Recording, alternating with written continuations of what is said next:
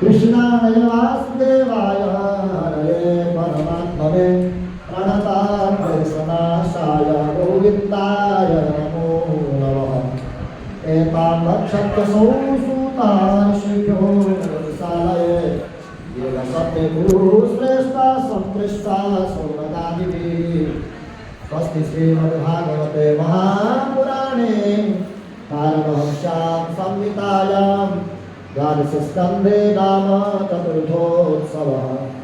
कृष्णाय वासुदेवाय हरये परमात्मने प्रणतक्लेशनाशाय गोविन्दाय नमो नमः। हरे कृष्ण कृष्ण कृष्ण हरे हरे, हरे राम राम राम हरे हरे। अथ पंचमोऽध्यायः। श्रीशुक उवाच अत्राणो वर्ण्यते भीक्ष्णं विश्वात्मा भगवान् हरिः, यस्य प्रसादो ब्रह्मा रुद्रत्रोणसमुद्भवः।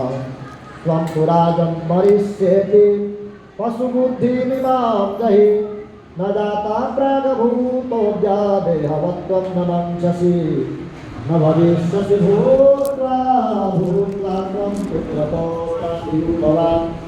वेदान् पुरमादेहादेव्यर्चित्तोयमानः स्वप्ने गतासुरास्तेन पञ्चत्वा यात्मनस्त्वया यस्मात् तस्मै हस्तात्मनो